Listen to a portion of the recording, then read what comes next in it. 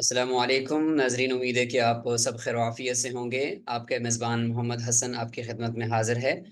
आज इल्मी रसूख की तरवीज के लिए जिस शख्सियत को मदऊ किया गया है, उनकी खिदमात बड़ी नुमायाँ हैं और बिलखुसूस इस्लामिक बैंकिंग के हवाले से उनकी नुमायाँ खिदमात आपके सामने आज पेश होने जा रही हैं उन्हीं की ज़बानी। और अगर आप देखें तो पाकिस्तान के अंदर भी इस्लामिक बैंकिंग का जो एक इस वक्त एक बहुत बड़ा काम हो रहा है, तो वो कितना हुआ है, उस पे कितने फीसद काम हो चुका है और आगे फ्यूचर के अंदर, मुस्तकबल के अंदर हम उससे क्या उम्मीदें लगा सकते हैं। तो आज इस हवाले से इंशाल्लाह हमें ये सारी मालूमात इन शख्सियत से हासिल हमें हासिल हो जाएंगी। और मेरी मुराद सैयद मज़हर अब्बास जैदी साहब हैं। इस वक्त ईरान में मौजूद हैं, पाकिस्तान से माशाल्लाह बिलोंग रखते हैं, कराची से उनका ताल्लुक़ है। आप एग्जीक्यूटिव कमेटी के मेंबर हैं Assadiq institute of Islamic banking finance के, और इसी के साथ साथ आप रजिस्टर्ड शरिया एडवाइज़र हैं ACCP की तरफ से मकतब जाफरिया की नुमाइंदगी करते हुए। और इसी तरीके से आप मेंबर हैं शरिया बोर्ड ऑफ मरकज़ इस्तिफ्ता अल इमामिया के। और इसके अलावा आपका माशाल्लाह MPhil भी फाइनेंस के अंदर है। तो आप इन सारी डिग्रीज से और इन सारी खदमात से अंदाज़ा लगा सकते हैं कि आपका जो मशगला है, आपका जो तजर्बा है, वो क्या है। तो इसके साथ साथ हम उनसे आज जानने की कोशिश करेंगे कि एक तालिब इल्म को और एक मदरसे के तालिब इल्म को वो कैसे शौक पैदा हुआ कि वो एक इतना पेचीदा मौजू और उसकी तरफ रगबत हुई और उसके अंदर उसने डिग्री हासिल की और काम शुरू कर दिया। और दूसरे मदारस के तलबा को वो क्या पैगाम देंगे, तो इंशाल्लाह आज हम उनसे भी ये समझने की कोशिश करेंगे। तो हम बढ़ते हैं अपने मेहमान खुसूसी की तरफ। ज़ैदी साहब, अस्सलामु अलैकुम वरहमतुल्लाहि वबरकातुहू। वालेकुम अस्सलाम व रहमतुल्लाहि व बरकातुहू। सबसे पहले तो आपका बहुत शुक्रिया कि आपने अपनी मसरूफियात में से कुछ वक्त दिया नसर और पीके के लिए। सबसे पहले तो मैं आपका भी शुक्रगुज़ार हूँ और उसके बाद फिर मदरसा डॉट पीके की इंतज़ामिया का भी शुक्रगुज़ार हूँ कि आपने मुझे दावत दी और इस काबिल समझा कि मैं अपने अराइज़ अपने दोस्तों की खिदमत में पेश कर सकूँ। यकीनन आपने तारुफ़ में अपने एतबार से हुस्न ज़न का ख़्याल रखा है, लेकिन बहरहाल मैं कुछ मालूमात हैं मेरे पास, कोशिश करूँगा कि उनको आपकी खिदमत में अर्ज़ कर सकूँ इंशाअल्लाह। ज़रूर। यकीनन आप जैसे नौजवान उलमा इकराम और स्कॉलर्स जब उनको फील्ड में देखते हैं तो उनकी खिदमात अभी से इतनी नुमायाँ हैं। तो आपसे बहुत सारे फ़ुज़ला जो इस वक्त फ़ुज़ला हो चुके हैं या अभी वो आखिरी आखिरी दर्जात के अंदर पढ़ रहे हैं मदारस के वो तलबा, तो उनके लिए एक सीखने का मैदान होता है कि हमारे हमारी उम्र के ही हैं और अब ये यहाँ तक कैसे पहुँच गए और किस तरीके से उनकी तरबियत हुई होगी कि उन्होंने मदारस की डिग्रीज भी हासिल करने के साथ साथ वो दूसरी डिग्रीज भी वो हासिल कर चुके और एक नुमायाँ आलमी काम वो करने लग गए। तो यकीनन दूसरी उनकी सवाने हयात सुनने से, पढ़ने से, देखने से इंसान को बहुत कुछ सीखने को मिलता है। तो आपका बहुत शुक्रिया। आज इंशाल्लाह हम इसी के ऊपर आपकी जो ज़िंदगी की जो तजर्बात हैं, हम इंशाल्लाह उसको सीखने की और समझने की कोशिश करेंगे। मज़हर अब्बास साहब, सबसे पहले हम आपका मुख्तसर तारुफ जानते हैं, आपका आबाई इलाका और आपकी इब्तदाई तालीम कहाँ कहाँ पे हुई। औज़ु बिल्लाहि मिनश शैतानिर लअीनिर रजीम बिस्मिल्लाहिर रहमानिर रहीम व बिही नस्तईन इन्नहु खैरु नासिरिन व मुईन अल्लाहुम्मा वफ़्फ़िक़ना लिमा तुहिब्बु व तर्ज़ा। सबसे पहले तो इब्तिदा में रह गया था कि सलाम के जवाब की वजह से आपको और इंशाअल्लाह जो भी सुन रहे होंगे उन सब की खिदमत में मेरी जानिब से सलामुन अलैकुम व रहमतुल्लाहि व बरकातुहू। सलाम। जो आपने सवाल पूछा है, मेरा ताल्लुक पाकिस्तान से है और कराची से है और यानी पैदाइश भी कराची में हुई और तकरीबन पूरा तालीमी सफ़र भी और अब तक की ज़िंदगी कराची ही में गुज़री है। अभी कुछ माह पहले मैं तख़स्सुस के हवाले से और इल्मी इस्तेदाद में मज़ीद इज़ाफ़े के लिए हौज़ इल्म क़ुम आया हूँ और इस नियत के साथ कि परवरदिगार आलम मुझे और हम सब दोस्तों को इल्म व अमल की तौफ़ीक़ इनायत फ़रमाए इंशाअल्लाह। जी, आमीन, बहुत शुक्रिया आपका। इब्तदाई तालीम ज़ैदी साहब आपकी कराची के अंदर ही हुई, अगर हम दीनी और असरी दोनों को मिलाएं तो।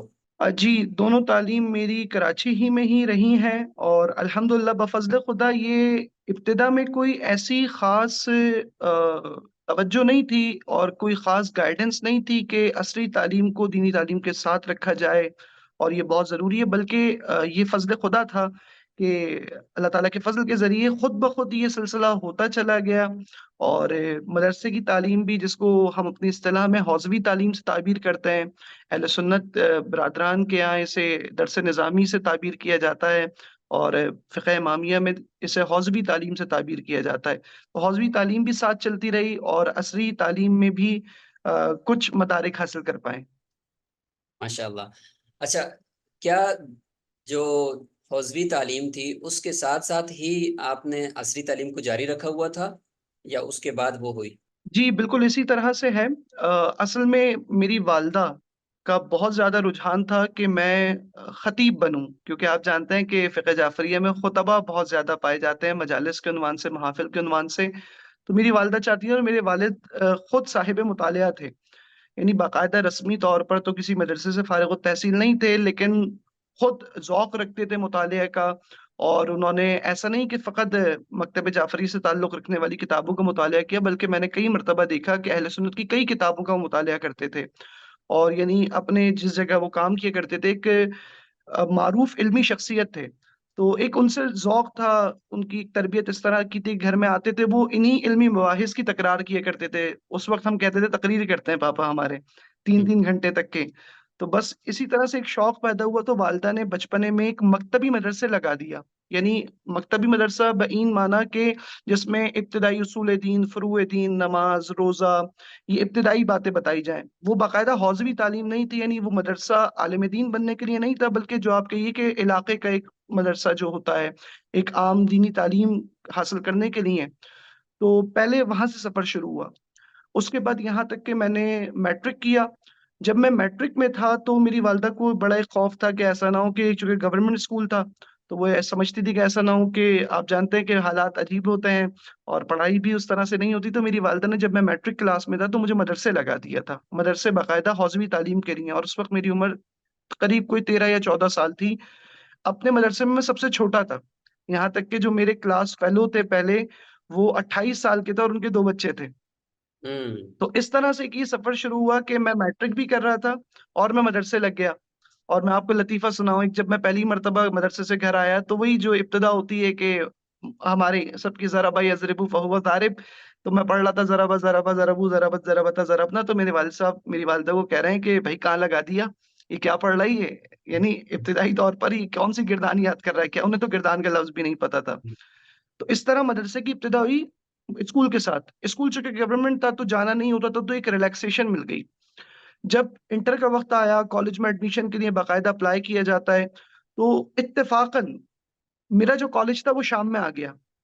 तो वो जो एक परेशानी होती है कि कॉलेज जाना होगा, कॉलेज पढ़ना होगा, तो वो चूँकि कॉलेज शाम में आ गया तो मदरसा सुबह था। तो मदरसा मेरा कंटिन्यू रहा और कॉलेज मेरा चलता रहा। यहाँ तक कि मेरा बीकॉम खत्म हुआ। अब जैसे मैंने आपसे अर्ज़ किया कि मैं जिस इलाके में रहता था इब्तिदा में, वो था गुलीमार, गुलबहार कहते हैं और गुलीमार भी कहा जाता है, उसका पुराना नाम है इलाके का। इल्मी सतह के एतबार से कोई इतना ज़्यादा आगे नहीं है वो इलाका। तो मेंटोरशिप नहीं थी, ख़ानदान में कोई आलिम दीन नहीं था। बस एक था कि जी मजलिस पढ़ने वाला बन जाएँ, यानी मजलिस पढ़ें, यानी फ़र्क भी बहुत ज़्यादा इन तमाम बातों का तफ़सील से नहीं पता था कि फ़क़त एक ज़ाकिर कौन होगा और एक आलिम दीन कौन होगा। तो इस तरह से बस एक कॉलेज का सफ़र शुरू हो गया, कॉलेज चलता रहा शाम में और मदरसा चलता रहा सुबह। यहाँ तक कि मैंने बीकॉम किया। बीकॉम करने की बुनियादी वजह ये बनी कि मैंने अर्ज़ किया कि कोई बताने वाला नहीं था क्या करें, तो सुना था कि डॉक्टर बनने के लिए पैसे बहुत चाहिए, तो वो पैसे तो नहीं थे। इंजीनियर बनने के लिए जी बहुत दिमाग चाहिए, बहुत पढ़ना पड़ता है और मैथ्स होती है और फलाँ-फलाँ, तो मैथ्स भी नहीं पढ़ी। तो और तीसरी चीज़ थी आर्ट्स, आर्ट्स तो पढ़ती हैं लड़कियाँ। उस वक़्त यही, यानी ये उमूमी बात थी, ये वो कहते हैं ना, हुँ, आम ज़बानों पे जो जुमले होते हैं कि आर्ट्स तो लड़कियाँ पढ़ती हैं, तो तुम क्या करोगे? तो मैंने कहा जी कॉमर्स पढ़ लेते हैं। तो मैंने इंटर कॉमर्स कर लिया और मदरसा साथ चल रहा था। उसके बाद फिर मैंने बीकॉम कर लिया और जो भी सलाहियत अगर असली तालीम में आई है, वो मदरसे की तालीम की वजह से आई है। यानी मदरसे ने वो पढ़ने का एक रविश दी और वो ज़ौक़ मुतालिया पैदा हुआ। तो बीकॉम भी मैंने अल्हम्दुलिल्लाह फर्स्ट डिवीज़न के साथ किया और मुझे याद है उस वक़्त 700 लोग सिर्फ़ पाकिस्तान में पूरे कराची में पास हुए थे 15,000 में से, और मैं फर्स्ट डिवीज़न से पास हुआ था।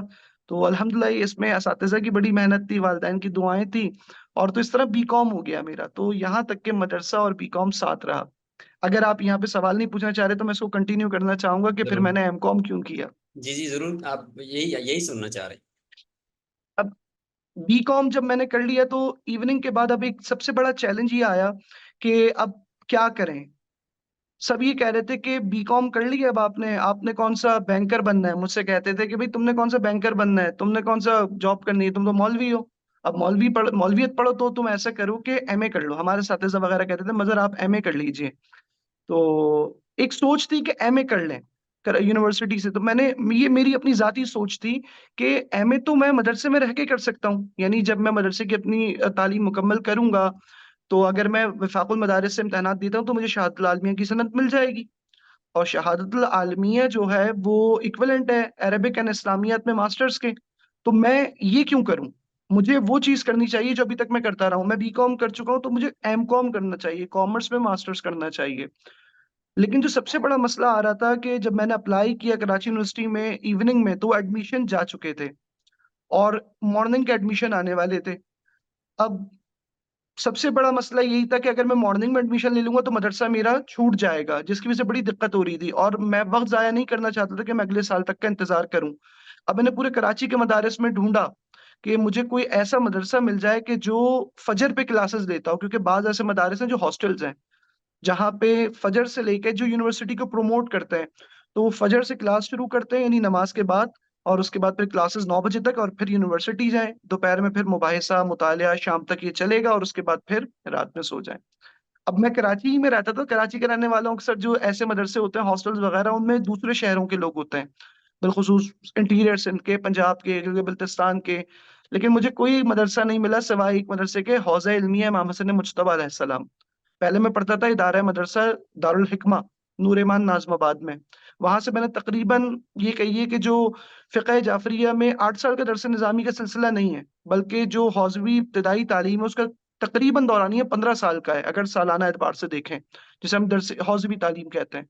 अगर इसको कम कर दिया जाए तो ये 12 साल और 14 साल पे भी आ जाता है। ये अपनी इस्तेदाद है कि कौन कितने पेपर दे सकता है। एक हद तक कि मैं मदरसा पढ़ चुका था, अमामा पहनने लगा था, मजालिस पढ़ने लगा था, नमाज़ भी पढ़ाने लगा था, तो जो आप कहिए कि उमूर हिज़्बिया को अंजाम दे रहा था मैं। तो अब ये नहीं था कि मैं मौलवियत छोड़ दूँगा। अल्हम्दुलिल्लाह अल्लाह के फ़ज़ल से एक ऐसा अरसा मदरसे में गुज़र गया कि एक बुनियाद बन गई कि अब मैं तालिब इल्म तो हूँ। अब यानी मैं दूसरा प्रोफ़ेशन कोई जॉइन नहीं करने वाला, अब मैं इसको लेकर चलूँगा, लेकिन कैसे?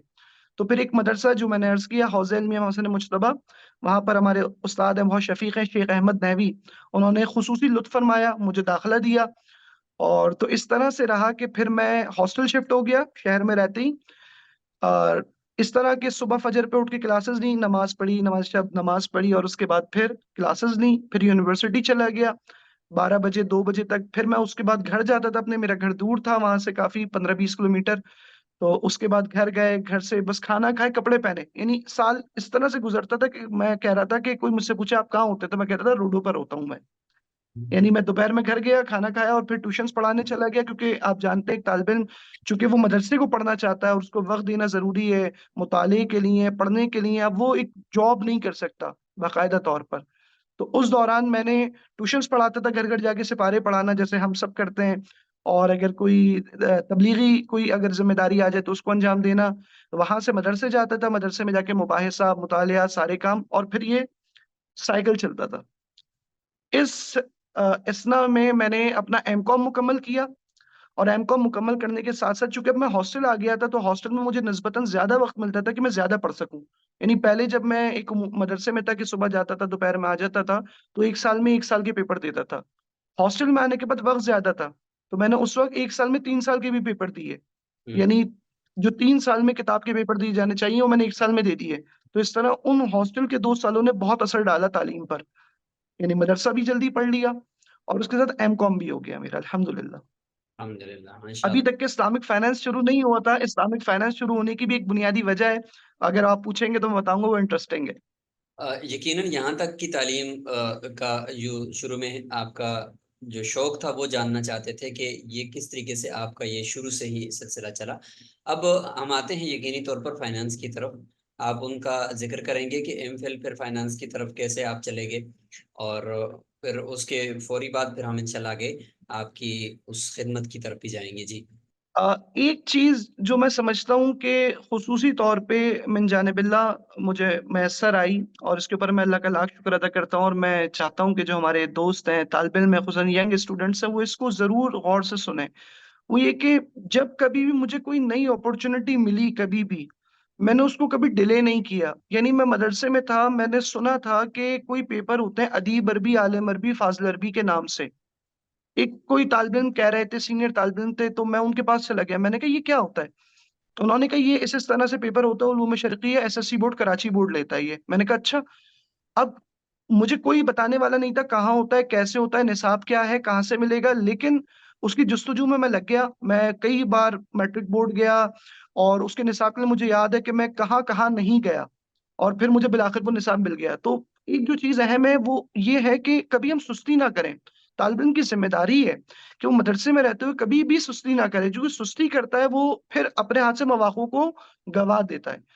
अब मेरे साथ कुछ दोस्त थे, मैं उनको कहता था कि भई आप भी पेपर दे दें। यहाँ तक कि एक मेरे बहुत अच्छे दोस्त हैं, अभी भी दोस्त हैं।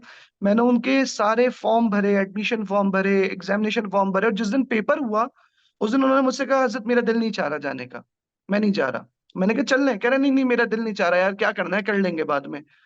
तो मैंने अदीब कर लिया, आलिम कर लिया, फ़ाज़िल कर लिया। अच्छा, चूँकि रस्मी हमारे यहाँ मकतब जाफ़रिया में आपसे अर्ज़ करूँ, जो उमूमी तौर पे मदारिस में जो निसाब है, हौज़वी निसाब मुख्तलिफ है, और विफ़ाक़ुल मदारिस के पेपर अलग होते हैं। यानी इस तरह नहीं है कि जिस तरह बाज़ अहले सुन्नत मदारिस में भी कि उनका अपना निसाब है, और विफ़ाक़ का भी निसाब है, पेपर देने होते हैं।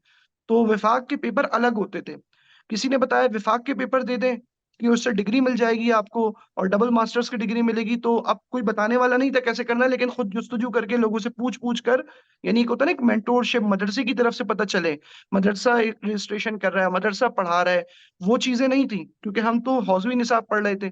तो मैंने जल्द से जल्द वो खुद चीज़ें मालूम की, निसाब क्या है, पढ़ा, और वो सारी चीज़ें पेपर दी। तो मेरा मदरसे में रहते हुए अदीब आलिम फ़ाज़िल हो गया, मदरसे में रहते हुए शहादतुल आलमिया की डिग्री हो गई, मदरसे में रहते हुए जो हौज़वी तालीम है वो मुकम्मल हो गई, मदरसे में रहते हुए एमकॉम हो गया, और इससे बढ़कर मैं एक मर्तबा एक हमारे अज़ीज़ टीचर थे, उनके पास गया कि मैं इस तरह से पढ़ रहा हूँ, तो उन्होंने एक जुमला कहा मुझसे, कहा आज लोग चाहते हैं इस्लामियत पढ़वाना, लेकिन सिर्फ़ मौलवी से नहीं चाहते।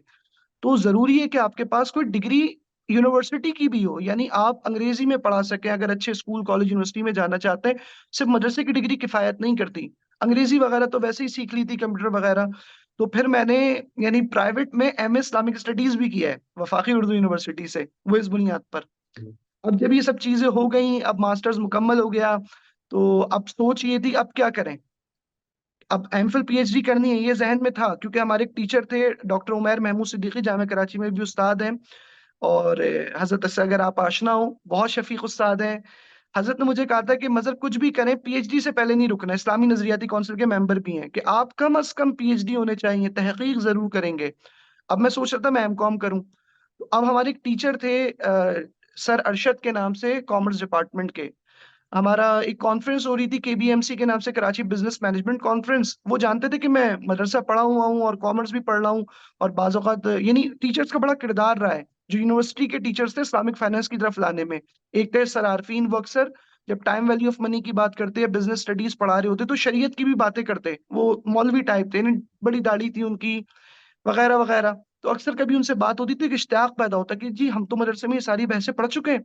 कॉन्ट्रैक्ट्स क्या होते हैं जी, जब हम पढ़ रहे हैं, एग्रीमेंट क्या होगा, अक़्द क्या होगा, वादा क्या होगा, इसके इल्तिज़ामात क्या होंगे? तो एक शौक था, लेकिन कोई गाइडेंस नहीं थी। तो हमारे एक टीचर थे सर अरशद, उन्होंने मुझसे एक दिन कहा कि मज़हर क्या करोगे एमकॉम के बाद? मैंने कहा सर एमफ़िल करना चाहते हैं, किस चीज़ में करें? कॉमर्स में ही? कह रहे नहीं तुम इस्लामिक फाइनेंस पढ़ो। उन्होंने मुझे कहा, क्योंकि नाम भी नहीं सुना था, यानी उससे पहले सुना था, तो वही उमूमी तौर पे इस्लामिक बैंक अच्छा कुछ है। उन्होंने कहा तुम ये पढ़ो, और उसके बाद उन्होंने एक जुमला कहा मुझसे, उन्होंने कहा देखो तुम्हारी तरफ से यानी फ़िक़्ह जाफ़रिया से इसके अंदर कोई भी नहीं है। यानी इस तरह से नुमाइंदगी नहीं है, क्योंकि ये जो मसला है इस्लामिक फाइनेंस का, ये उम्मत का मसला है। ये किसी मसलक का मसला नहीं है। और मैं बहुत ज्यादा चिढ़ता हूँ इस बात से जब कोई इसे महदूद करता है। एक मर्तबा किसी ने पोस्टर पे लगा दिया कि फकत फलाने मुफ्ती फलाने मकतब के, तो मैंने उन पे एतराज किया। यानी ये एतराज फकत एक इस वजह से था कि मेरे दिल में ये बात बुरी लगी कि क्यों महदूद किया जा रहा है। इस्लामिक फाइनेंस एक उम्मत मुस्लिमा का मसला है, इसमें हमें मिलकर काम करना है। अगर मैं ये करूंगा कि ये सुन्नी और शिया, तो कल को ये देवबंदी और बरेलवी, और उसके बाद फिर तकसीम दर तकसीम, मसला हल नहीं होगा। चूंकि इसका बहुत बड़ा ताल्लुक कंज्यूमर से, एक आम आदमी से। और वो आम आदमी, अगर मैं ये कहता हूँ कि इस्लामिक बैंकिंग करो इस वजह से क्योंकि इस्लाम कहता है, तो वो दूसरे मरहले पे आके कहता है कि मैं तो सुन्नी हूँ या मैं तो शिया हूँ। और अगर मैं सुन्नी हूं तो मैं इस फिक्र का मानने वाला हूं, तो जरूरी है कि इसके अंदर सब मिलकर काम करें। और इस्लामिक बैंकिंग की खूबसूरती है कि इस्लामिक बैंकिंग या इस्लामिक फाइनेंस ये एक ऐसा गुलदस्ता है जिसमें हर तरह के फूल हैं, और मिलकर ये एक संजय चमन बन गया है। ये एक फूल से नहीं बना है। तो इस तरह से उन्होंने एक तशवीक दिलाई मुझे। तो अब मुझे एमफिल में दाखिला मिल गया, और कॉमर्स चूंकि मैंने पढ़ी हुई थी, तो मुझे बहुत सारे एग्जाम्पशंस मिल गए, मुझे डायरेक्ट एमफिल में दाखिला मिल गया इस्लामिक फाइनेंस में। मुझे कोई पीजीडी नहीं करना पड़ा, डिप्लोमा कोई इस्लामिक बैंकिंग में मास्टर्स नहीं करना पड़ा, बल्कि डायरेक्ट मैं एमफिल में गया। कुछ डेफिशिएंसीज थी वो मैंने पूरी कर ली अल्हम्दुलिल्लाह। तो इस तरह मेरा एमफिल का सफर शुरू हो गया, और मैं इस्लामिक फाइनेंस की तरफ मुतवज्जह हुआ। अल्हम्दुलिल्लाह अल्हम्दुलिल्लाह। अच्छा, और फाइनेंस की ये डिग्री एमफिल की आपने हासिल की, तो पीएचडी कहाँ है अभी? क्या उसको शुरू किया हुआ है, या क्या आपका विजन है? अभी मेरी एमफिल की डिग्री अबॉर्ड नहीं हुई है, जाहिरन आखिरी मराहिल में है, और इंशाल्लाह इसके बाद पीएचडी का बहरल इरादा है, और वो मैं करना चाहता हूँ। और जाहिरन देखें, अभी पता नहीं है कि मैं अभी खुद ईरान में हूँ, ईरान में ही रह के करूंगा या पाकिस्तान में करूंगा, लेकिन बहरल ये बात तय है कि मैं फौरन ही एमफिल के बाद पीएचडी करूंगा। उम्र कितनी है आपकी? मेरी उम्र 27 साल हो जाएगी, बल्कि हो गई है कुछ, यानी जब तक ये नशर होगा तो मैं 27 साल का हो चुका हूँ।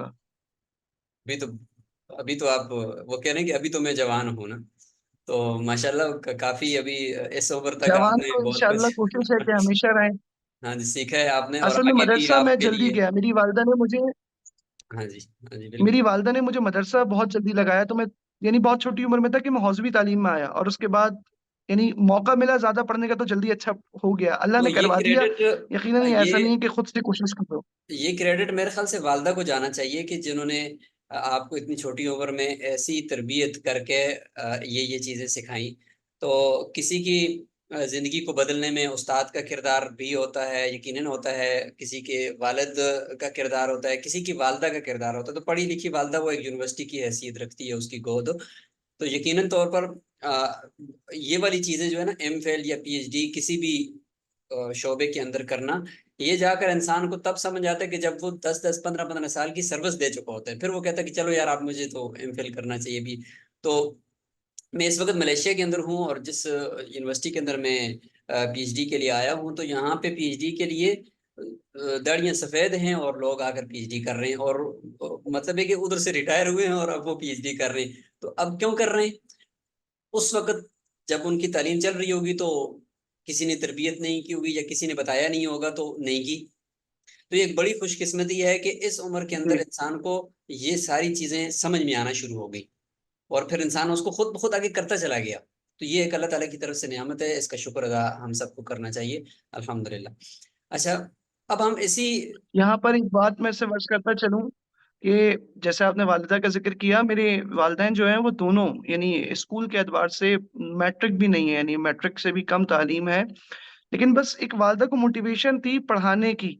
तो जैसे उन्होंने मुझे खुद इतनी सारी चीज़ों में रखा कि, यानी जब मैं मदरसा पढ़ा था तब उन्होंने कोशिश की मैं कंप्यूटर भी सीखूं, मैं लैंग्वेज भी सीखूं, गर्चे उन्हें नहीं पता, यानी डिग्रीज भी नहीं पता, वो बस पढ़ा रही हैं। यहाँ तक कि जो मेरी खुद हमशीराएं हैं, 3 बड़ी बहनें, उन्होंने उनको भी डबल मास्टर्स करवाए। यानी बड़ी दोनों बहनों ने एमएड भी किया हुआ है, और एमए इस्लामिक स्टडीज भी किया हुआ है, और एक और बहन ने एमए इस्लामिक स्टडीज किया हुआ है। तो ये वाकई हमारी वालिदा को हम कहते हैं कि आपके लिए पीएचडी की डिग्री हमने अवार्ड कर दी है, हम आपको डॉक्टर कहते हैं। यकीनन एजाजी तौर पर बनती है उनकी डिग्री, यकीनन बनती है।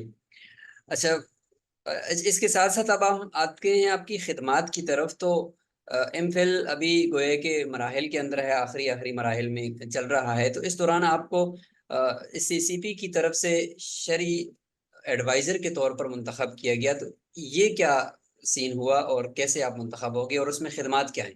बुनियादी तौर पे एसएससीपी की तरफ से इंतखाब ये उस उन्वान से नहीं है, बल्कि एसईसीपी के रेगुलेटर है फाइनेंशियल सेक्टर का। हमारे पास फाइनेंशियल सेक्टर में 2 रेगुलेटर्स हैं। एक है SBP, state bank of Pakistan, जो कि बैंकिंग कंपनीज और डेवलपमेंट फाइनेंशियल इंस्टीट्यूशंस को रेगुलेट करता है। और इसके अलावा जो दीगर सेक्टर यानी हिस्से हैं फाइनेंशियल सेक्टर के, जैसे कंपनीज वगैरह है नॉर्मल, उसको एसईसीपी रेगुलेट करता है। इस्लामिक फाइनेंस जब अल्हम्दुलिल्लाह तरक्की कर रहा है 2002 के बाद से, बाकायदा मुनज़्ज़म अंदाज में इसके ऊपर काम किया जा रहा है। और तमाम मकातिब के बड़े, बिलख़ुसूस इसके अंदर बहुत बड़ा क्रेडिट जाता है शेखुल इस्लाम मुफ्ती तक़ी उस्मानी हफ़िज़हुल्लाह को। मैं खुद हज़रत की खिदमत में हाज़िर रहा हूँ। एक मरतबा हाज़िरी का इत्तेफ़ाक रहा, एक मरतबा बाहर मुल्क में मुलाकात हुई, तो हज़रत से मैंने कहा, तो हज़रत ने बहुत यानी मुझसे इस तरह से कहा कि आप हमारे इदारे में दाखिला दिलवाएँ। मैंने कहा मैं चाहता हूँ कि इस तरह से हो, तो उन्होंने इतनी यानी वुसअत ज़र्फ़ी का मुज़ाहिरा फ़रमाया।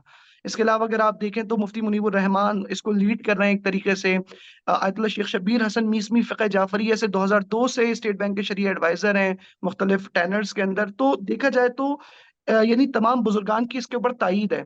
तो इसी चीज़ को मद्देनज़र रखते हुए स्टेट बैंक ऑफ पाकिस्तान भी और एसईसीपी, जो दोनों रेगुलेटर्स हैं, मुख्तलिफ गवर्नेंस फ्रेमवर्क्स इश्यू करते हैं इदारों के लिए, स्कॉलर्स के लिए। तो एसईसीपी का एक शरिया एडवाइजर रेगुलेशन एक्ट आया 2017 में, क्योंकि हर वो कंपनी जो अपने शेयर्स हैं उनको शरिया कंप्लायंट बिजनेस कर रही है, उसके शरिया कंप्लायंट शेयर्स हैं, तो उसकी स्क्रीनिंग किस तरह होगी? अगर वो शरिया कंप्लायंट है तो उसको सर्टिफाई कौन कर रहा है? तो ज़रूरी है कि कोई एडवाइजर हो। उस एडवाइज़र के लिए ख़ास पहले इब्तिदा में ख़ास रेगुलेशंस नहीं थी, किसी को भी शख़्सी बुनियादों पे रख लिया जाता था, बहुत इब्तिदाई तालीम के साथ। यानी अगर सिर्फ़ शहादत आलमिया किया हुआ है तो ठीक है, लेकिन फिर आहिस्ता-आहिस्ता जब इंडस्ट्री मैच्योर हो रही थी, तो फिर ये रेगुलेशंस भी बेहतर होती चली गईं। मैं नहीं कहूँगा सख़्त होती चली गईं, बेहतर होती चली गईं, ताकि इंडस्ट्री मज़ीद फ़ायदा उठा सके। स्कॉलर्स अब बहुत ज़्यादा पुख्ता होकर आते हैं इंडस्ट्री के अंदर। यानी पहले वही रस्मी किताबें पढ़ी होती थी, अब वो बाकायदा स्पेशलाइज़्ड किताबें पढ़कर आ रहे हैं। तो 2017 में एक्ट आया कि शरिया एडवाइज़र रजिस्टर्ड होंगे। जो रजिस्टर होगा वही सिर्फ़ कंपनी के बोर्ड पर आ सकता है। ये अभी बैंकिंग सिस्टम के ऊपर ये शर्त लागू अभी भी नहीं हुई है। इसके अलावा अगर कोई अपनी फाइनेंशियल शरिया एडवाइज़री कंपनी बनाना चाहता है तो वो भी रजिस्टर्ड हो। तो अल्हम्दुलिल्लाह, जब मैं बैंक में बहैसियत स्कॉलर अपनी खिदमात सरअंजाम दे रहा था, मैं एक प्राइवेट बैंक में 2 साल बहैसियत शरिया स्कॉलर अपनी खिदमात सरअंजाम देता रहा हूँ, प्रोडक्ट डेवलपमेंट डिपार्टमेंट में, बैंक अल हबीब में। तो उस वक़्त फिर एक तजुर्बा भी आ गया, मरकज़ इफ्ता के साथ मैं वाबस्ता था, तालीम भी थी, और साथ में मुझे जामिया कराची में पढ़ाने का इत्तेफ़ाक हुआ। इस्लामिक फाइनेंस को तो मैंने 1 साल वहाँ पे शरिया अकाउंटिंग स्टैंडर्ड्स, क्योंकि मैं कॉमर्स पढ़ा हुआ हूँ, तो मेरी स्पेशलाइज़ेशन अकाउंटिंग है। जब अकाउंटिंग थी तो मैंने इस्लामिक अकाउंटिंग की भी सर्टिफ़िकेशन कर ली। 2 सर्टिफ़िकेशन होती हैं बुनियादी तौर पे इस्लामिक फाइनेंस में, बड़ी सर्टिफ़िकेशन, जो एओफी, जो स्टैंडर्ड सेटिंग बॉडी है, वो करवाता है। एक है सीएसएए सर्टिफाइड शरिया एडवाइज़र ऑडिटर, और एक है सर्टिफाइड इस्लामिक प्रोफेशनल अकाउंटेंट। ये दोनों अल्हम्दुलिल्लाह मैंने कर ली बैंक में रहते-रहते। वो पढ़ने का शौक था तो पढ़ते-पढ़ते सारी चीज़ें पढ़ ली। तो जब ये सारी चीज़ें हो गई तो मैंने शरिया एडवाइज़री के लिए अप्लाई किया, रजिस्ट्रेशन के लिए। अल्हम्दुलिल्लाह, ये मैं समझता हूँ एज़ाज़ है मेरे लिए कि फ़िक़्ह जाफ़री की तरफ से पहला रजिस्टर्ड एडवाइज़र, शरिया एडवाइज़र, स्कॉलर की हैसियत से मैं हूँ, अल्हम्दुलिल्लाह। अल्हम्दुलिल्लाह। अच्छा, इसी लेकिन के ये साथ सब हम ज़िम्मेदारी के उन्वान से बता रहा हूँ मैं। बहुत बहुत खूब, अल्हम्दुलिल्लाह। अच्छा, एक सवाल अगर हम आपसे पूछें, बल्कि उसके साथ जोड़कर ही पूछेंगे कि आप एग्ज़ीक्यूटिव कमेटी मेंबर हैं सादिक इंस्टीट्यूट ऑफ आईबीएफ के। तो इसमें अपनी ज़िम्मेदारियों का तयन भी कर दीजिए मुख्तसरन, और साथ ही इसी में आप इस सवाल का जवाब भी शामिल कर लीजिएगा कि पाकिस्तान में इस वक़्त कितने परसेंट गैर सूदी बैंकारी हो रही है और मुस्तक़बल के अंदर क्या इसके आप नताइज देख रहे हैं, और कोई हौसला अफ़ज़ा ख़बर हो तो वो ज़रूर ज़िक्र फरमाइए। मैं दूसरे सवाल से पहले शुरू करता हूँ। पाकिस्तान में इस्लामी बैंकारी के लिए कोशिशें तो बहुत पहले से की गई हैं, और हम देखते हैं कि एक बहुत बड़े लेवल पे कोशिश, बड़े पैमाने पे कोशिश सदर ज़ियाउल हक के दौर में हुई 1980 में, कि जब इस्लामाइज़ेशन के कॉन्सेप्ट आया, लेकिन हमने देखा कि वो रातों-रात तब्दीली ने फ़ायदे से ज़्यादा नुकसान दिया, और लोग ज़्यादा मुतनफ़्फ़िर हो गए। वो कहने लगे कि नहीं, ये तो नहीं है। फिर बाकायदा इसके ऊपर कोशिश होती रही, यहाँ तक कि 2002 में बाकायदा से एक सिस्टमैटिकली डेवलपमेंट शुरू हुई इस्लामिक फाइनेंस में, कि पहले स्टेट बैंक ने इस्लामिक बैंकिंग डिपार्टमेंट बनाया खुद स्टेट बैंक के अंदर, जो कि पहले रेजिस्टेंस करता था इस्लामिक बैंकिंग के ऊपर। पहले बैंकिंग डिपार्टमेंट बना और उसके बाद फिर मीजान बैंक पहला प्रीमियर इस्लामिक बैंक बना, और इस्लामिक बैंकिंग बाकायदा बैंक इंस्टीट्यूशन की सूरत में शुरू हुई। अल्हम्दुलिल्लाह अब ये ग्रोथ उतनी नहीं है जितनी होनी चाहिए, यानी जितना पोटेंशियल पाकिस्तान का, पाकिस्तान लीडर होना चाहिए इन तमाम मामलात में। पाकिस्तान में वाकई इस्लाम को लेकर हसासियत निस्बतन दूसरे ममालिक के ज्यादा है। हमारी बहुत सारी चीजें बहुत सारे ऐसे ममालिक से जो नाम के एतबार से बहुत बड़ा नाम है, आप कहिए सऊदी अरब, लेकिन उससे ज्यादा हसासियत और उससे ज्यादा बेहतर तौर पे इस्लाम की एप्लीकेशन पाकिस्तान में मुमकिन है और बाज़ औक़ात होती है। तो अब इसके लिए जब 2002 में मुनज़्ज़म काम शुरू हुआ और इस्लामिक बैंकिंग बाकायदा शुरू हुई, तो वहां पर डिपार्टमेंट बना, बैंकिंग लाइसेंसेस मिलना शुरू हुए, और उसके बाद आज गर्चे होना ज्यादा चाहिए था, लेकिन अफसोस 20% हम पहुंचे हैं तकरीबन। और इसकी एक बुनियादी वजह है कि जब भी रिबा का फैसला 91 में आया, 2000 में आया, तो ये चैलेंज होते रहे बार बार और ये मामला लटकता रहा, यहाँ तक कि 2022 में दोबारा फेडरल शरीय कोर्ट ने डिसीजन दिया और कहा कि 5 साल में आप कन्वर्ट करें। अब हम देख रहे हैं अमली तौर पे, क्योंकि अब इस्लामिक बैंकिंग की बुनियादें मजबूत हो चुकी हैं। इस्लामिक बैंकिंग ने साबित कर दिया कि प्रैक्टिकल आइडिया है, जो कि आपको शरीयत के मुताबिक हलाल तरीके से बैंकिंग करना का एक रास्ता दे रहा है। तो अब हुकूमत भी इसके ऊपर कोशिश कर रही है, इदारे चूंकि अब बहुत ज्यादा हो चुके हैं, इसके ऊपर मुनस्सब अंदाज में काम हो रहा है, तो उम्मीद है कि जल्दी ये जो शेयर है बहुत ज्यादा हो जाएगा। लेकिन फिलहाल 20% है, 20% भी निगलेक्टेबल नहीं है। तकरीबन इस्लामिक बैंकिंग के एसेट जो है वो तकरीबन 42 अरब डॉलर तक जा चुके हैं, और ये बहुत बड़ा फिगर है, शायद आलमी तौर पे 60 ट्रिलियन तक है। और यानी ये 42 अरब डॉलर तक जाना बता रहा है कि ये काम हो सकता है। भाई शरीयत के मुताबिक जो भी काम होगा वो मुमकिन भी है और उस वो बाबरकत भी है। तो तकरीबन अभी 20% हमारे पास इस्लामिक बैंकिंग पाकिस्तान में राइज हो चुकी है, और 3 मोड्स है इस्लामिक बैंकिंग के पाकिस्तान में। एकदम चेंज नहीं लाया गया, या तो एक फुल फ्लैज इस्लामिक बैंक होगा, और तकरीबन 6 फुल फ्लैज इस्लामिक बैंक है, 6 या 7 नंबर देख सकते हैं। मीजान बैंक यानी ऐसा बैंक जिसके तमाम ऑपरेशन इस्लामिक है। मीजान बैंक है, दुबई इस्लामिक बैंक है, बैंक अल बरका है, फैसल बैंक अभी कन्वर्ट हो चुका है, बैंक अल इस्लामी है जो कि एक सब्सिडरी है जेएस बैंक की अब। बहरल तो इस तरह से एक कॉन्सेप्ट है फुल फ्लैज इस्लामिक बैंक का। दूसरा है इस्लामिक सब्सिडरी का। सब्सिडरी का मतलब ये कि कन्वेंशनल बैंक असल है, उसकी सब्सिडरी जैसे मुस्लिम कमर्शियल बैंक एमसीबी बैंक है, एमसीबी इस्लामिक बैंक बाकायदा वो एक सब्सिडरी है। ये तीसरा कॉन्सेप्ट है कि जिसके अंदर तमाम बैंक विंडो फैसिलिटी देते हैं, इस्लामिक विंडो फैसिलिटी, जैसे Habib bank, UBL bank, national bank, इन सब की Islamic window Islamic banking division हैं। और तकरीबन इनकी कुछ डेडिकेटेड ब्रांचेस हैं, जैसे एक proper pure branch Islamic operations के लिए। या स्टेट बैंक ने ये डायरेक्ट किया हुआ कि हर कन्वेंशनल ब्रांच में तकरीबन एक इस्लामिक आपके पास विंडो होनी चाहिए, ताकि अगर कोई इस्लामिक में खोल सके, अकाउंट खोलना चाहे तो वो खोल सके। तो ये एक खुलासा है, हमारे पास इतने एसेट आ चुके हैं और इतने बैंक फुल फ्लैज होगा, और तकरीबन हर बैंक ने अपना विंडो ऑपरेशन शुरू कर दिया। अगर ये चीज ऐसी होती कि नाकाबिले अमल होती तो वो विंडो ऑपरेशन भी शुरू ना करते। आज ये तमाम बैंकों का इस निजाम को अपनाना और तेजी से अब कन्वर्जन की तरफ आ रहे हैं।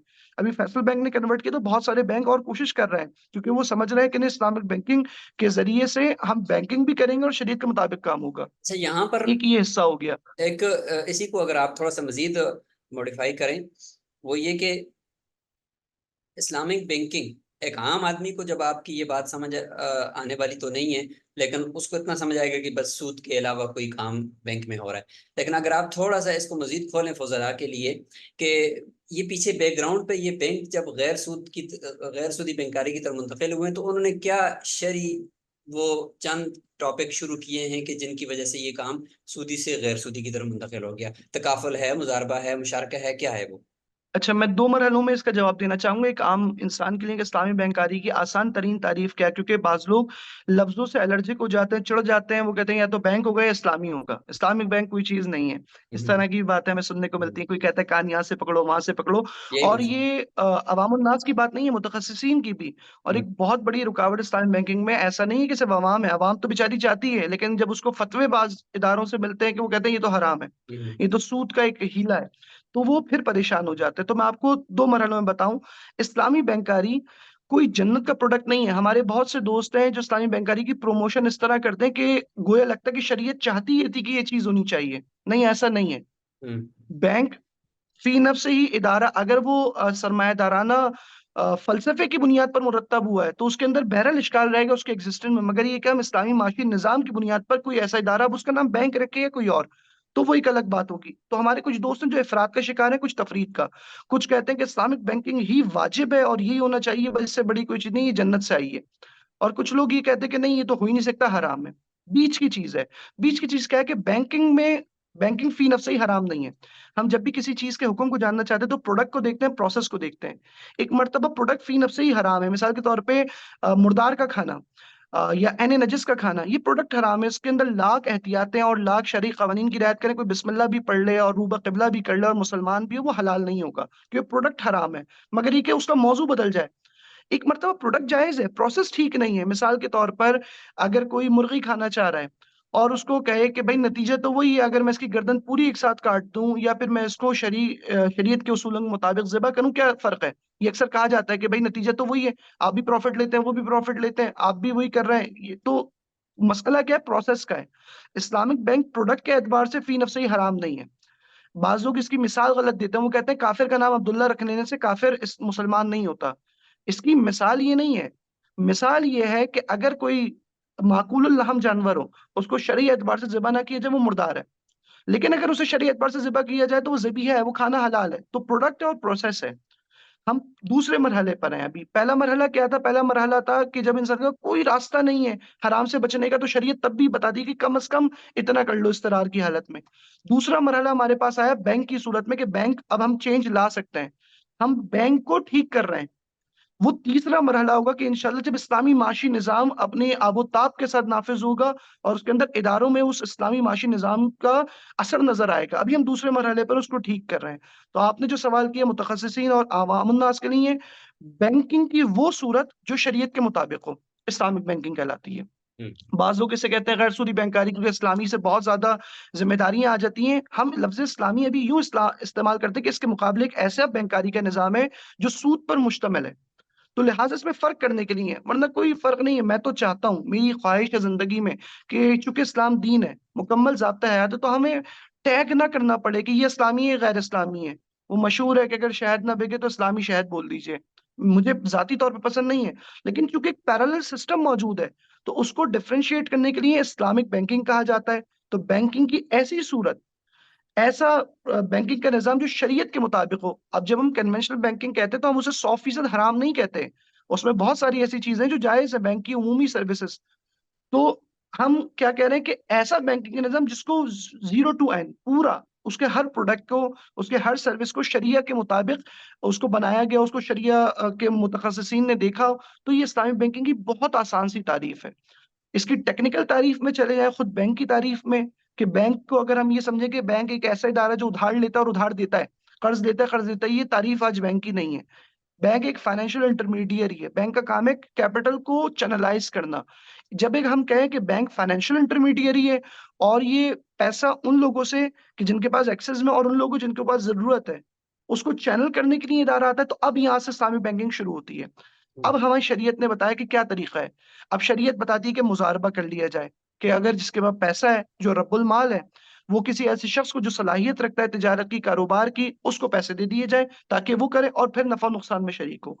चूंकि नफा जो आएगा उसमें दोनों शरीक होंगे, नुकसान में जिसने पैसे मिला उसके पैसों का नुकसान, जिसने अमल किया उसका अमल का नुकसान।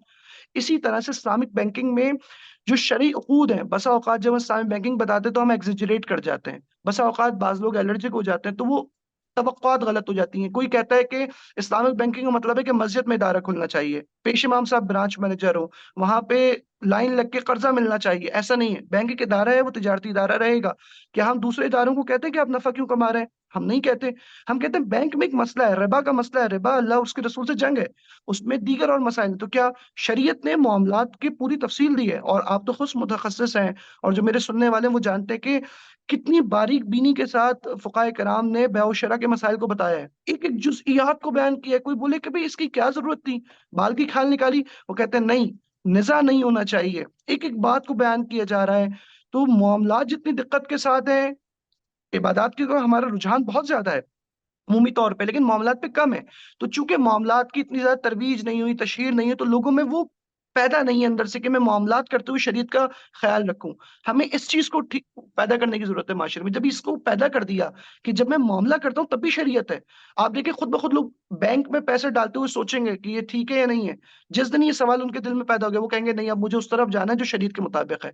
हम उसमें बहस करेंगे कि कितना मुताबिक है, उसको कितना बेहतर किया जा सकता है, लेकिन ये बात 100% है कि इसके अंदर उलमा कोशिश करते हैं, मेहनत करते हैं, अपना 100% इल्म के ज़रिए, अपने तजुर्बे के ज़रिए, और उनकी नीयत एक हीला नहीं है, रिबा का नाम बदलने, उनका वाक़ई ये कोशिश है कि वो एक शरई उकूद के मुताबिक काम करें। तो इस्लामी बैंकारी में शरई उकूद के तहत बसा औक़ात लायबिलिटी साइड पे मुज़ारबा, क़र्ज़, अमाना वदिया वही की है, वकालतुल इस्तिस्मार। और जब आप आएँ एसेट साइड की तरफ, यानी जब बैंक पैसे देता है किसी को, तो उसमें अक़्द बै का इस्तेमाल होता है। बै, मुराबहा, मुसावमा, सलम, इस्तिस्ना, बै-उस-सर्फ़, इस तरह मुशारकत के उक़ूद हैं, मुज़ारबा, मुशारका, मुसाक़ात, मुज़ारआ वग़ैरह-वग़ैरह। इसी तरह दीगर बैंकिंग सर्विसेज़ को देखा जाता है। अल्हम्दुलिल्लाह, माशाअल्लाह। तकरीबन एक ऐसी जामे बात आ चुकी है कि अगर कोई समझना चाहे या इसकी अहमियत को जानना चाहे तो उसके लिए काफ़ी है। बाकी ज़ाहिर है कि सारी चीज़ तो यहाँ पे ज़िक्र नहीं की जा सकती। उसको फिर वो अगर कोई शौक़ रखता हो तो वो उसने जाकर पढ़ना होगा। बहुत यानी तकरीबन हद तक क्लियर हो चुकी है बात।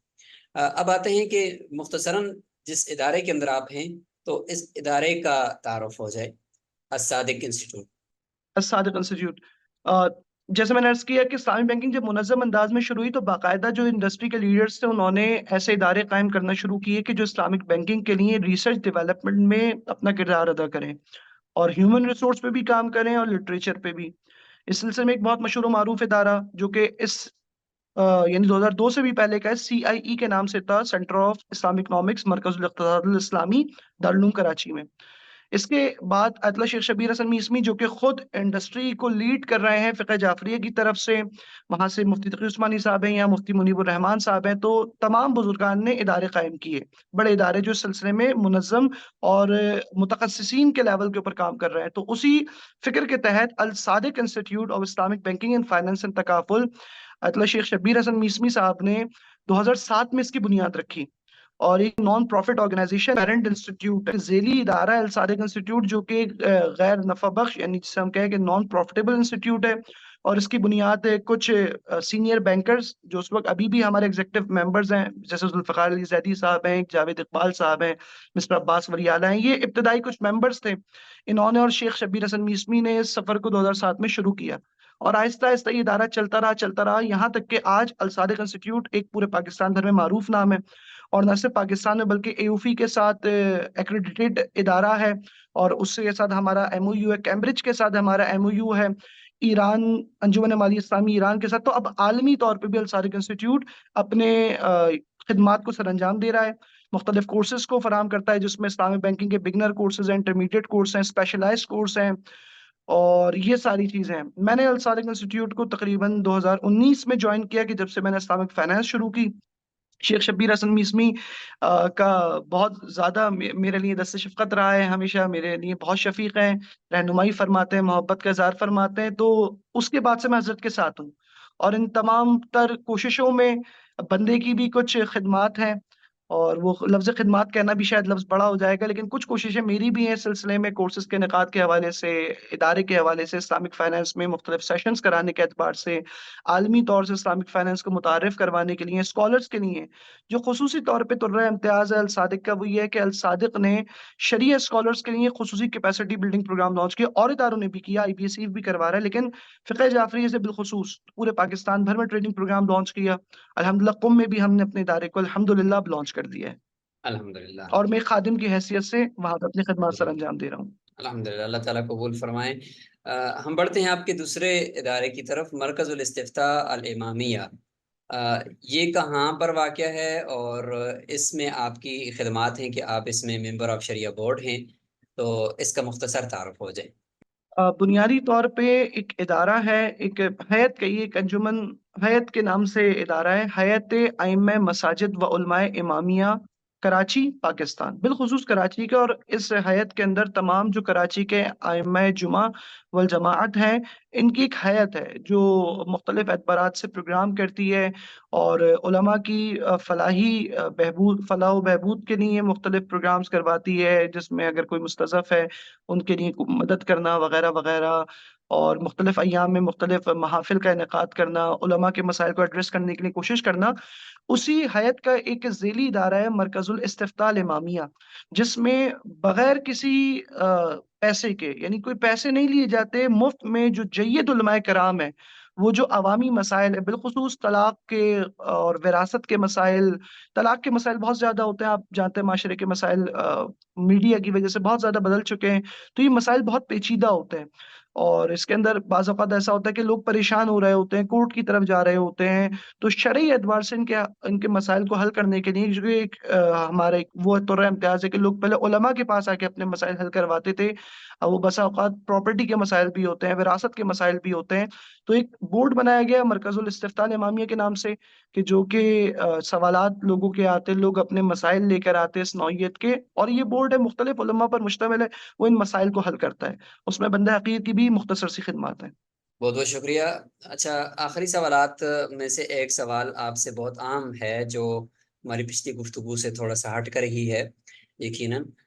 वो ये है कि आप क्या समझते हैं कि जैसे फ़ाइनेंस और इस्लामिक बैंकिंग के हवाले से आपने गुफ्तगू की कि उसमें एक ऐसा ये शोबा है कि जिसके अंदर कोई फ़िरका के साथ ख़ास नहीं है, बल्कि सब की है, क्योंकि ये उम्मत मुस्लिमा का मसला है।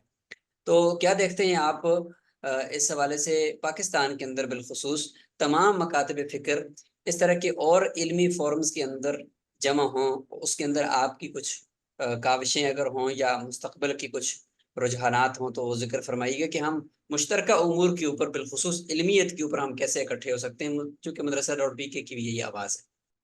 आपने मदरसा.पीके का नाम ले लिया तो सबसे पहले तो मदरसा.पीके बहुत अच्छा काम कर रहा है। मेरी दुआएँ और मैं खुद अपने सर के बाल से लेके पाँव के नाखून तक खिदमत के लिए इस इदारे की हाज़िर हूँ और बहुत अज़ीम काम है और वक़्त की ज़रूरत थी कि मदारिस के लिए तरीक़ा तदरीस से लेकर मदारिस के अमली नुफ़ूज़ और अमली असर माशरे के लिए, इसके ऊपर एक मर्तबा रीथिंक करने की ज़रूरत थी और इसका बेड़ा आप लोगों ने उठाया। अल्लाह ताला आपको जज़ाए ख़ैर दे और हुँ। इन मकासद में कामयाब करार दे।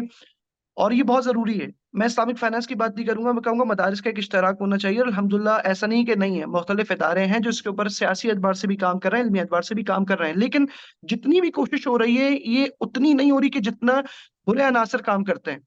तो कोशिश बहुत अच्छी है, यानी काम भी हो रहा है, लेकिन अगर वो 200 की स्पीड से कर रहे हैं, तो हम 20 की स्पीड से कर रहे हैं। तो हमें इत्तेहाद की फ़िज़ा को कायम करने के लिए अमन की फ़िज़ा को, मोहब्बत की फ़िज़ा को और ऐसी फ़िज़ा को जहाँ इल्म परवान चढ़े। देखिए, हम दोनों की जिन्स एक है। आप भी एक दीनी तालिब इल्म हैं, मैं भी एक दीनी तालिब इल्म हूँ। नौ मुख्तलिफ है हमारी, लेकिन जिन्स एक ही है और अगर नौ के अंदर कोई मसला आएगा, तो वो जिन्स के ऊपर भी उसका बहरहाल असर पड़ेगा। तो इस जिन्स के एक होने के तहत हमें चाहिए कि बिल-आखिर इल्म की तरक्की है। अगर हम फ़िक़ही एतबारात से साथ बैठते हैं, तो इसमें फ़िक़्ह तरक्की कर रही है और वो फ़िक़्ह क्या है? वो कुरान और हदीस है। वो कोई मेरी और आपकी बात नहीं है, हमारे घर की बात नहीं है, बल्कि वो कुरान और हदीस है, वो शरीयत के लिए काम हो रहा है। अगर तारीख़ के ऊपर बात हो रही है, तो मैं ये समझता हूँ इल्मी हयातें होनी चाहिए और मौज़ूआत के ऊपर टॉलरेंस के साथ। एक जो चीज़ है जो मैं बिलख़ुसूस बोलना चाहूँगा इस प्लेटफ़ॉर्म से, वो ये है कि हमें इस दिमाग से निकलना पड़ेगा, we have to grow out of this mindset कि whatever we say is only शरिया। हमें इस चीज़ को छोड़ना पड़ेगा, जो मैं कहता हूँ वो शरिया, इसके अलावा सब बातिल है। ये वो मसला है जो इल्मी हयात को तश्कील देने नहीं देगा कभी। मैं जो कह रहा हूँ, वो मेरी समझ है कुरान और हदीस से, जो दूसरा कह रहा है उसने भी कुरान और हदीस से ही समझा है। मैं कह रहा हूँ कि ये ठीक है और दूसरा सब हराम कर रहा है, ये गलत होगी बात। हमें इसके ऊपर बैठना चाहिए, बात करना चाहिए और मुश्तरकात बहुत ज़्यादा हैं और जो इख्तिलाफ़ात हैं वो अक़ायदी इख्तिलाफ़ात नहीं है कि कोई अल्लाह के ऊपर कोई एतराज़ नहीं है किसी का, सब वो इसी तरह नबी के ऊपर नहीं। जो उसके बाद के अच्छा कुछ उसूली एतक़ादी इख्तिलाफ़ात हैं वो अपनी जगह बरक़रार रहेंगे। उसका हल होना ये नहीं है कि कोई दूसरे की बात मान ले, नहीं वो अपने एतक़ादात के साथ रहे और उसके बाद इल्मी बात करे ताकि इसके अंदर तरक्की किसकी इस्लाम की है। हमारे ग्रुप में एक सवाल किसी ने पूछा कि ये मौलवी कब तक लड़ते रहेंगे और ये क्यों एक चीज़ पे जमा नहीं इस्लामिक फाइनेंस की बात कर रहा हूँ मैं आपसे, कि एक स्टैंडर्ड बना लें। मैंने कहा नहीं ये खूबसूरती है, ये फ़िक़्ह की खूबसूरती है। जिसने फ़िक़्ह नहीं पढ़ी है वही ऐसी बातें करता है। जिसने फ़िक़्ह पढ़ी है, जो इल्म फ़िक़्ह के मिज़ाज से आशना है, उसमें तो मज़ा ही है कि इख्तिलाफ़ किया जाए। और वो इख्तिलाफ अपनी अना के ऊपर नहीं होता, इल्मी बुनियाद पर होता है। तो बहरहाल इल्मी हैतों को तश्कील देना वक़्त की ज़रूरत है, होना चाहिए। अल सादिक़ इंस्टीट्यूट क्या कर रहा है?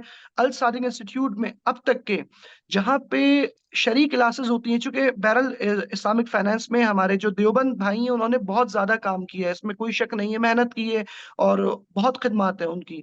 उसके बाद हमारे दीगर भाइयों ने भी, बरेलवी हज़रात भी बहुत अल्हम्दुलिल्लाह काम कर रहे हैं। तो चूँकि हज़रात की खिदमत हैं, तो लिहाज़ा हमारे इंस्टीट्यूट में मुफ्तियान कराम आके कोर्सेज़ पढ़ाते हैं। और हमारे इंस्टीट्यूट में कभी नहीं कहा गया कि नाम क्या हमारे, यानी वाक़ई ये मुझे खुशी होती है कि कितने मुफ्तियान कराम हैं जो आते हैं और प्रोग्राम करते हैं, यानी वो पढ़ते भी हैं और पढ़ाते भी हैं। यानी ऐसे भी जो पहले पढ़ते थे अब पढ़ाते हैं। अभी हमने कोर्स कराया तो उसमें आप खुद जामिअत रशीद से ताल्लुक़ रखते हैं। जामिअत रशीद मैं तो पसंद करता हूँ, मोहब्बत करता हूँ इस इदारे से। और अगर आज मुझसे कोई कहे कि कोई मदरसा जिसको आप रोल मॉडल करार दें, तो मैं उसके कोई, मुझे इसमें कोई दो राय नहीं है। और इन्नी ला अख़ाफ़ु मिन लौमत लाइम, मैं कहूँगा जामिअत रशीद है, कि जितना अच्छे अंदाज़ में जामिअत रशीद की टीम काम कर रही है, इसमें कोई शक नहीं है। तो हमारे पास दोस्त आते हैं, पढ़ाते हैं, बहुत मोहब्बत का इज़हार फरमाते हैं। हम जो एक काम करना चाहते हैं वो एक ये है, मैं आपको बताऊँ, ये एक आइडिया है, लेकिन मैं इंशाअल्लाह आपको बताने के बाद इसके ऊपर चाहूँगा कि अमली तौर पे काम ज़्यादा करूँ। अच्छा। हमारे पास मुख्तलिफ सेशंस, कॉन्फ्रेंसेस, सेमिनार्स होते रहे हैं पाकिस्तान में इस्लामिक बैंकिंग के, तकाफ़ुल के, कैपिटल मार्केट के। उसके अंदर क्या होता है, वो करवाता कोई बैंक है, कोई इदारा है, उसके अंदर बैंकर्स ज़्यादा आए हुए होते हैं और स्कॉलर्स भी आए हुए होते हैं, सब आते हैं। हम चाहते हैं कि एक इंशाअल्लाह जिस तरह एओफी एक शरिया कॉन्फ्रेंस करवाता है, 21वीं शरिया कॉन्फ्रेंस गुज़िश्ता साल हुई है। हम चाहते हैं हम अल-सादिक के प्लेटफ़ॉर्म से इंशाअल्लाह एक शरिया कॉन्फ्रेंस करवाएँ, जिसके अंदर जो मुतख़स्सिसीन के लिए हो, यानी यकीनन उसके अंदर शिरकत सब कर सकते हैं, सबको दावत भी दी जाएगी, लेकिन वो उसकी जो थीम है वो इल्मी मक़ालात होंगे। मुख्तलिफ मौज़ूआत के ऊपर मुख्तलिफ मकातिब फ़िक्र की राय होगी, तो वो प्योर शरिया कॉन्फ्रेंस होगी इंशाअल्लाह। ये एक आइडिया है, लेकिन अल्लाह ताला से दुआ है कि अल्लाह ताला इस सिलसिले में हमारी मदद फरमाए। आमीन ये आमीन। हमारे इंस्टीट्यूट की कोशिश होगी इंशाअल्लाह। इंशाल्लाह बस वही मुश्तरकात के ऊपर ही आप लेकर आ रहे हैं, और इख्तिलाफ एक हुस्न है जिसको आप बाकी रखना चाहते हैं। मदरसा रोडबी के इख्तिलाफात को भी बाकी रखते हुए सिर्फ इल्मी रसूख के हुसूल की एक कोशिश है। और अगर आपसे आखिरी सवाल है, और वो है मदारस के फ़ुज़लाए किराम के लिए, कि तमाम मकातब फ़िक्र के मदारस के फ़ुज़लाए किराम जब आखिरी दौरा हदीस के अंदर होते हैं तो उनको ये नहीं पता होता कि आइंदा साल में क्या करूँगा। तो वो परेशान होते हैं कि अगर मदरसे के अंदर इस साल में बड़े धड़ल्ले से आ रहा हूँ, जा रहा हूँ, खा रहा हूँ, पी रहा हूँ, लेकिन आइंदा साल जब मैं फ़ारिग हो जाऊँगा तो मैं आते हुए भी मेरी तलाशी हो रही होगी कि ये कौन बंदा आ रहा है। तो उसको नहीं पता कि मैंने कहाँ जाना है आइंदा के लिए। तो उसका कोई विज़न या उसकी कोई सोच, वो जामिअत रशीद के अंदर हमने देखा कि हमें दी गई थी कि आपने क्या करना है, तो फिर हमें एक राह बताई गई थी कि आपका रिज़ल्ट ये बता रहा है कि आपने आइंदा साल ये करना है। लेकिन बहुत सारी जगहों पे तलबा को नहीं पता होता। तो आप उनको क्या पैगाम देंगे कि एक फ़ाज़िल जो अंबिया के इल्म का वारिस है, उसने माशरे के अंदर भी जुड़ना है, ठीक है? और उसने फिर आगे चलकर एक कायदाना किरदार भी अदा करना है। तो ये सारी चीज़ें एक फ़ाज़िल कैसे करे? आप उसको क्या पैगाम अपना अगर वो देंगे मुख्तसर अल्फ़ाज़ में? सबसे पहले तो मैं एक हदीस से मदद हासिल करते हुए इस बात का जवाब देना चाहूँगा कि मन अरफ़ नफ़्सहु अरफ़ रब्बहु, जो खुद को पहचानता है, वो अपने रब को पहचानता है। और ये आपने सवाल में भी कहा कि एक तालिब इल्म को ये समझना चाहिए कि वो सिर्फ़ मस्जिद का पेश नमाज़ बनने के लिए मदरसे नहीं आया है। वो सिर्फ़ एक वाज़ व नसीहत करने के लिए नहीं आया है। वो कायद बनने के लिए आया है, वो माशरे की ज़माम को थामने के लिए आया है, वो पैगम्बराना ज़िम्मेदारियों को अपनाने के लिए आया है। और पैगम्बर जो हैं, वो सिर्फ़ नमाज़ पढ़ाने के लिए नहीं आए थे कि उनका काम है नमाज़ पढ़ाएँ और फिर घर चले जाएँ, नहीं, बल्कि माशरे को तरक्की की तरफ गामज़न करना और उसके ओ इक्तिदा करना उसकी ये ज़रूरी है। तो एक तालिब इल्म जब मदरसे में, तो उसको ये फ़िक्र रखनी चाहिए कि वो माशरे को लीड करना चाहता है। सिर्फ़ और लीड करना चाहता है, तो उसके साथ उसके माशी मसाइल भी हैं, उसके ऊपर मैं बात करना चाहूँगा। लेकिन पहली चीज़ जो फ़िक्र में होनी चाहिए, वो माशरे में लीडर बने। अच्छा, लीडर बनेगा तो लीडर बनने के लिए उसको इल्मी इस्तेदाद बहुत होनी चाहिए। सबसे पहली चीज़ जो सबसे अहम है, एक तालिब इल्म जो फ़ाज़िल हो रहा है, जिसको हम फ़ाज़िल कह रहे हैं, या अक्सर कहा जाता है फ़ारिग़ तहसील, अक्सर हमारे बुज़ुर्गान कहते हैं भई फ़ारिग़ कोई नहीं होता, जो फ़ारिग़ हो जाता है तालिब इल्म इल्म से, वो ब मर जाता है फिर वो। क्योंकि तालिब इल्म तो हमेशा रहता है इंसान, वो बड़े उलमा भी अपनी आजिज़ी में कहते हैं, बहरहाल वो आलिम ही है, लेकिन वो कहते हैं हम तालिब इल्म हैं। इल्मी इस्तेदाद बहुत ज़रूरी है। यानी मैं सुनने वालों को कहूँगा कि अपनी जो भी आपने पढ़ा है, उसके अंदर आप बहुत पुख्ता हों। अगर उसके अंदर देखिए कमज़ोरी पाई जाती है, अगर एक डॉक्टर एमबीबीएस कर ले और उसके अंदर कमज़ोरी है, तो उसका कुछ नहीं बनना। मार्केट में जगह किसी के लिए नहीं है और मार्केट में जगह काबिल के लिए हर वक़्त है। जो काबिल शख्सियत है, उसके लिए कभी भी जगह कम नहीं होती है। तो काबिलियत के ऊपर जो भी आपने इल्म सर्फ पढ़ी, इल्म नहव पढ़ी, इल्म फसाहत, बलागत, इल्म आलिया पढ़े हो या उलूम आलिया पढ़े हो, इन सब में आप माहिर तरीन हो। अगर तो आप माहिर तरीन है और काबिल तरीन है और बेहतरीन है, तो फिर आपको परेशान होने की जरूरत नहीं है, लोग खुद ब खुद आपकी तरफ रुजू करेंगे। आपको कहीं जाने जो कायदाना सलाहियतों की बात है, लोग आएंगे। बसीरत पैदा होती है मदरसे में रहने से, सिर्फ फिक्र नहीं पढ़नी होती है, मिजाज शरीयत भी पढ़ना होता है और सारी चीजें। तो बहरहाल पहली बात ये कि वो कायदाना सलाहियत उसको पैदा करे, मदरसे में बहुत वक्त होता है, अपने वक्त को जाया नहीं करे। दूसरा, इस्तेदाद पैदा करे। तीसरी चीज, ये बात हकीकत है कि हमारे मदारिस बिल उमूम पूरे पाकिस्तान में, आप कहें कि पूरी दुनिया भर में, मदारिस ज़बो-हाली का शिकार है।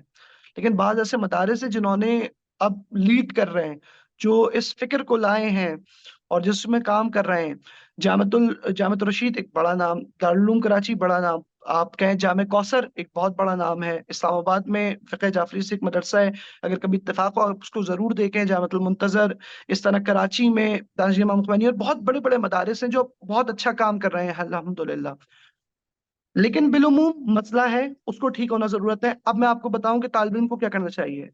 अगर तालिब इल्म चाहता है कि माशरे में कायद बने, तो उसे माशरे में रहना है। और माशरे से अगर वो कट के रहेगा, तो फिर वो ना खुद की तरक्की हो सकती, ना माशरा तरक्की करेगा। उसका मकसद है कि वो माशरे में रहते हुए उलूम कुरान और हदीस को लोगों तक पहुँचाए। हम नहीं चाहते सब मौलवी बन जाएँ, हम नहीं चाहते सब मदरसे आ जाएँ। कुरान भी ये नहीं चाहता। फलौला नफरा मिन कुल्लि फ़िरक़तिन मिनहुम ताइफ़ा, सूरह तौबा आयत नंबर 122 कहती है कि सब नहीं निकले हैं, एक गिरोह निकले। अब ये गिरोह जब निकला है तो उसको लीड करेगा। अब ये माशरे में पहले रहा, अब इसको आइडेंटिफ़ाई करना है कि माशरे में किन चीज़ों की ज़रूरत है। ये उन चीज़ों पर काम करे। उनका एक हिस्सा जो है, जो हमसे बहुत करीब है, वो है मदरसे का क़याम, मदरसे में खिदमत, मस्जिद का क़याम, मस्जिद में खिदमत, स्कूल्स का क़याम, क्योंकि स्कूल्स का भी बहरहाल तालीमी निज़ाम बहुत ज़रूरी है। ये सारी चीज़ें स्कूल में पढ़ाना वगैरह, ये उमूमी चीज़ है। लेकिन अगर मैं एक सिर्फ़ तालिब इल्म की हैसियत से बताऊँ और मैं बताऊँ कि एक तालिब इल्म के लिए, एक मदरसे के मौलवी के लिए क्या-क्या अपॉर्च्युनिटीज़ हैं, कि जहाँ वो आज अपनी खिदमत सरअंजाम दे सकता है, यूँ तो हर जगह। यानी उसकी मिंबर की और मस्जिद की ज़िम्मेदारियाँ तो हमेशा रहेंगी। अब मदरसे आया है वो, उसने मालुल्लाह खाया है, माले मोहम्मद व आले मोहम्मद, और फिर ये अच्छी, यानी ये ऐसी चीज़ें जो लोगों के दिए हुए पैसे मदरसे के लिए हैं, इल्म दीन के लिए हैं। तो अब उसने अगर उस चीज़ को खाया है, तो उसका हक़ उसे अदा करना है। तो ये मिंबर की और मस्जिद की ज़िम्मेदारियाँ कभी ख़त्म नहीं होंगी। इसके बाद वो क्या कर सकता है, वो बाकायदा कोशिश करे इदारों में पढ़ाने के लिए। ये क्योंकि एक बहुत साफ-सुथरी, आप कहें कि आपके इल्म को निखारने का बायस बनता है खुद पढ़ाना। तो बाकायदा फेडरल पब्लिक सर्विस कमीशन और मुख्तलिफ प्रोविंशियल गवर्नमेंट लेवल पे भी, प्राइवेट लेवल पे भी स्कूल, कॉलेज, यूनिवर्सिटी में पढ़ाना एक हिस्सा है। दूसरा, पाकिस्तान के जो इदारे हैं, जैसे पाकिस्तान एयर फोर्स है, नेवी है, मिलिट्री आर्मी है और दीगर इदारे, यहाँ बाकायदा उलमा के लिए टीचर के तौर पे, रिलीजियस मोटिवेशनल ऑफिसर के तौर पे, नायब खतीब के तौर पर हमेशा हर साल पोजीशन अनाउंस होती है। इसके लिए कोशिश करें। और याद रखें, ये एक बहुत बड़ा मसला है, चूँकि हम ये नाम कह देते हैं और बेचारे फिर जब हमारे दोस्त पहुँचते हैं पेपर देने के लिए, तो वो परेशान हो जाते हैं, क्योंकि वहाँ आते हैं करंट अफेयर्स, वहाँ आते हैं मिसाल के तौर पे पाकिस्तान अफेयर्स, वहाँ आते हैं इंटेलिजेंस क्वेश्चन, और उसने पढ़ा होता है ज़रा भाई अज़रिबू। उसने तो अपनी सारे मसाइल पढ़ा है, वो परेशान होता है वहाँ जाके। तो मदरसों में बैठ के कोशिश करनी है इन चीज़ों के बारे में। तो ये चीज़ है। इस्लामिक फाइनेंस में आपकी खिदमात की बहुत ज़रूरत है। इस्लामिक मैं इदारे के एतबार से बता रहा हूँ। इस्लामिक फाइनेंस में, इस्लामिक बैंकिंग में बहुत गुंजाइश है। शरिया बोर्ड्स के तौर पर, मुख्तलिफ ज़ेली डिपार्टमेंट्स के तौर पे, शरिया कंप्लायंस, शरिया ऑडिट, प्रोडक्ट डिपार्टमेंट, अब तो मुख्तलिफ इदारे ट्रेनिंग डिपार्टमेंट में, क्रेडिट डिपार्टमेंट, हर जगह स्कॉलर्स को लेते हैं और वो कहते हैं कि स्कॉलर होना चाहिए। अल्हम्दुलिल्लाह, ये बहुत एक अच्छा खुश-आइंद बात है। कैपिटल मार्केट है, तकाफुल इंडस्ट्री है। इसके अलावा जो अहम है, जिस पर अभी तक बात नहीं हुई, वो है फ़िक़्हुल हलाल। हलाल, क्योंकि इस्लामिक फाइनेंस भी वो हलाल के डोमेन में आता है। बाज़ जगहों से हलाल फाइनेंसिंग कहते हैं, यूरोप वगैरह में। फ़िक़्हुल हलाल को ज़रूर देखें। हलाल food, beverages, cosmetic, personal care, health care, हलाल सर्टिफ़िकेशन, इन सब में बहुत काम की ज़रूरत है। आलमी तौर पर काम की ज़रूरत है। शायद पाकिस्तान में इतनी ज़रूरत ना हो, अभी तो है। पाकिस्तान में हलाल अथॉरिटी बन चुकी है, हलाल के इदारे काम कर रहे हैं। मुख्तलिफ इदारे इसमें अच्छी खिदमत, हमारा इदारा भी इसके अंदर कोशिश कर रहा है, आपका इदारा भी काम कर रहा है और बहुत सारे इदारे इसमें हैं आगे अल्हम्दुलिल्लाह। मिनहाज यूनिवर्सिटी बहुत अच्छे तौर से, मैं खुद वहाँ का स्टूडेंट हूँ, तो मैंने कहा नाम ले लूँ तबर्रुकन। हलाल का बहुत अच्छा है। क़ज़ा के एतबार से काम होना चाहिए। हमारे पास कुछ लीगल के इदारे काम हो रहे हैं, वो लीगल सिर्फ़ जानते हैं। वो कहते हैं कि जो कुछ बरतानवी लॉ है, वही लॉ है। इस्लामिक लॉज़ के मुताबिक जो लीगल जुडिशियल सिस्टम डेवलप होगा, यकीनन उसकी बात अलग होगी। इस सिलसिले में काम करने की ज़रूरत है। तो मुख्तसरन बहुत सारे एवेन्यूज़ हैं करने के लिए। मदरसा पढ़ाने से लेके स्कूल पढ़ाने, कॉलेज, यूनिवर्सिटी, प्रोफेशनल इदारों में अपनी खिदमत सर अंजाम देने से लेकर, अच्छा आप वहां पर है तो क्या नतीजा होगा? कल तक लोग कहते थे ये मौलवी क्या कहते हैं, मौलवी कल तक कहते हैं बैंक हराम है, आज खुद बैंकिंग कर रहे हैं, कुछ तंज करते हैं, लेकिन इससे फायदा क्या हुआ? वो लोग जो कहते थे कि शरीयत क्या है, वो जानते ही नहीं थे। आज उलमा के होने से आज वो मुजारबा बोल रहे हैं, आज वो मुशारका बोल रहे हैं, आज वो मुराबा बोल रहे हैं, वो कह रहे हैं नहीं शरिया कुछ होती है। शरिया बोर्ड से पूछे, मुफ्ती साहब से पूछे, मौलाना साहब से पूछे, आज इसका ये अमली नतीजा निकला है। तो मैं सिर्फ ये 3 बातें, अपने अंदर वो सलाहियत सिर्फ एक नमाज़ पढ़ाने वाले के लिए नहीं, वो तो आपने करना है, लेकिन आप कायद हैं। उसको इमाम जब भी इमाम कहते हैं वो लीडर है। दूसरा, इस्तेदाद को पैदा करें, कमज़ोरी ना हो, जो कुछ पढ़ना है बहुत अच्छा पढ़ें।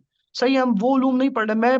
मैं आपको एक बात कह दूँ, मैं मुअतक़िद नहीं हूँ कि मौलवी कुछ और पढ़े, मैं ज़ाती तौर पे।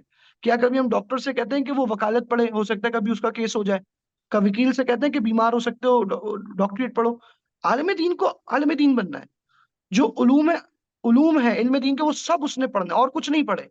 यानी ज़बानें वगैरह तो सीखना ज़रूरी है, जो कंप्यूटर वगैरह ये उलूम में शुमार नहीं होगा, ये तो एक आले के उन्वान से है। लेकिन वो जो भी उसके उलूम है, इल्म सर्फ़ से शुरू करें, ऊपर तफ़सीर, हदीस सब बहुत अच्छा पढ़ें और अपनी इतनी इस्तेदाद पैदा करें कि लोग उससे रुजू करें।